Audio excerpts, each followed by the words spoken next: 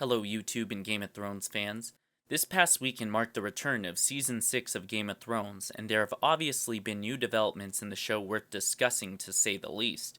In this video, I'm going to talk about some of the major things that we learned from the season premiere, and how the first episode has set the tone for the sixth season. I will also discuss the possible major focal points this season will touch on, and how they relate to some of the theories that I have discussed in my previous videos.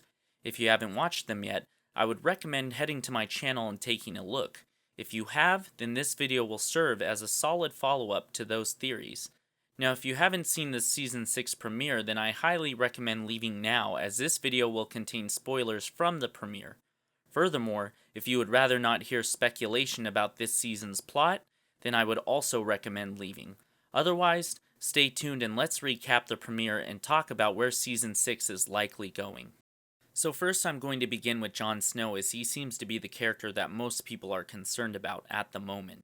As we saw, he's still dead, but his inevitable resurrection has become even more obvious with the premiere of Season 6. In this episode, we saw lifeless Jon be brought into Sir Davos' chamber by a few Night's Watch brothers who have remained loyal to Jon. At this point, they want revenge for Jon's betrayal, but know they need the help of the Wildlings to give them a chance against the culprits. So they have sent one of the brothers, Ed, to try to get them to fight on their side, which seems to conveniently set up a Jon Snow and Wildling reunion when Jon is back. I'm calling it now. I feel there is a 99% chance this will be the narrative after Jon is resurrected. The Wildlings will come under his command, and then he will likely lead an effort to take back Winterfell. In this episode, I felt we received one of the greatest pieces of foreshadowing we have to date with Jon. I saw him in the flames, fighting at Winterfell. At this point, it won't even be a surprise if Jon comes back. As Cersei said herself no more than 20 minutes after that scene, it's prophecy, it's fate. Of course, she was referring to her own issue with Myrcella, but it touches on the greater theme of fate in the show, which in this case points to Jon returning. But the question still remains, how is Jon going to come back? In my previous video, I thought Jon would be burned on a pyre and resurrected. I still believe this theory can unfold that way, but one more development might change that narrative. Yes, I'm talking about Melisandre's unflattering appearance at the end of the season premiere. She clearly is using some form of magic to suppress her actual age, which might be hundreds of years old, as some viewers have theorized.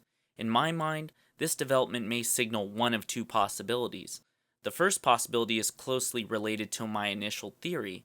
If Jon is burned and comes back, she might know something about his Targaryen roots due to her old age. The second possibility that I see happening is that Melisandre discovers the secret of Jon's lineage, and then makes the choice to sacrifice her life so that Jon may live. From the trailers, it appears that the Tower of Joy scene will almost certainly be included in this season. Maybe she is the one who sees the flashback and not Bran, as many viewers expect. Or maybe Bran still sees it and somehow communicates this to Melisandre. Or maybe she sees this vision in the fire. Once she knows Jon's path, maybe she is willing to sacrifice herself for the Lord of Light, as she has sacrificed so many others. How often has it been foreshadowed that only death can pay for life? Will her life be another example? Considering her faith is so shaken at the moment, I don't feel it's crazy that she might go out with a bang to save Jon Snow if she believes he is worth saving. But as I mentioned before, this is only possible if she somehow learns of his lineage and path. Either way, this revelation was huge and will definitely play a role in this season. If I had to give a timeline, I'd say Jon returns somewhere in the mid-season, maybe episode 4 or 5. Now that we got that out of the way, let's look at some of the other characters and where their storylines are going.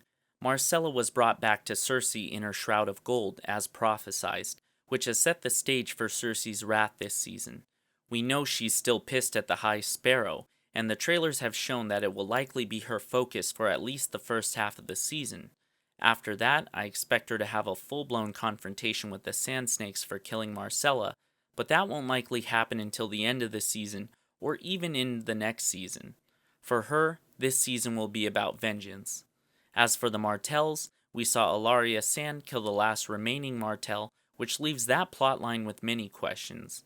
Since they hate the Lannisters so much, there is a chance Ilaria leads them on a warpath to Cersei. Two crazed women willing to do anything to protect their families while destroying others? That sounds like a perfect recipe for disaster for the end of this season or even the next season. Next, we have the Boltons. They are trying to find Sansa while also worrying about a future Lannister invasion, which doesn't seem to be happening anytime soon from the perspective of the viewer. I think their storyline will be a little lackluster until Jon Snow and the Wildlings come to take back Winterfell in the latter half of the season. In the meantime, they are going to continue to search for Sansa, and maybe they'll come across an alive Stannis Baratheon since we technically don't know if Brienne killed him. As for Sansa, it looks like Brienne, Theon, and Pod are by her side, and they will likely be looking for a place to hide from the Boltons. In the trailer, it looks like they somehow make their way to House Tully of Riverrun. I'm not exactly sure how the story will progress from there, but maybe Baelish will be involved, or maybe House Tully will somehow plot to avenge Sansa's mother's death by going after House Frey. Also in the premiere, we saw Sansa's sister Arya in Essos, blind and begging for money. She then gets in an unfair fight with the waif of the many-faced god, who completely destroys her. Arya knows she will be back to fight again. How many times will this go on before Arya finally gets the best of her? Also in Essos, Jorah is searching for Daenerys before he turns to stone. How much longer does he have before it's too late for him? And will he make an epic sacrifice for Daenerys before he turns into one of the Stone Men? And speaking of Daenerys, where will her story take her this season? In the premiere, we see her captured by Khal Morro, who tries to take her as a slave, but shortly after he realizes she is Khal Drogo's widow, he vows to take her to Vaes Dothrak, the capital of the Dothraki. I expect her to make the trek, only to have her dragon or Ser Jorah eventually rescue her. But the burning of her ships in the bay likely indicate that this season will be spent in Essos once again, and not in Westeros as many would like to see. And then we have Tyrion. This season I expect to see more foreshadowing that he might be a Targaryen than we have ever seen before. If you watch my other video on Tyrion possibly being a Targaryen, you are aware of the possible connection of the Red Priests to the Targaryens. In the first episode, we saw Tyrion stumble upon a Red Priest preaching in Meereen, and in the trailers, we see another Red Priestess approach Varys and Tyrion. What information will she provide to them? Also in the trailer, we see Tyrion will eventually make his encounter with Daenerys' dragons. Will that encounter teach us anything about Tyrion being a Targaryen? Only time will tell. On a final note, I want to discuss what the premiere has taught viewers about the show versus the books. In some of my other videos, book readers have different opinions about the show's direction because they are using the books as their primary source. I want to note that I am using the show as a method to examine these theories and then using the books to help back them up, not vice versa. While the book is more informative, the show provides us with a simplified version of where the books are heading. Look at all the storylines they have altered or cut out for the sake of the show. The premiere had another major altering of the story with the removal of the Martells completely.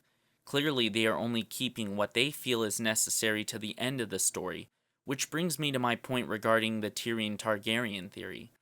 Many book readers who have watched the show don't believe Tyrion is the final Targaryen because of the book character Aegon, or Young Griff, who is allegedly the son of Rhaegar Targaryen and Elia Martell.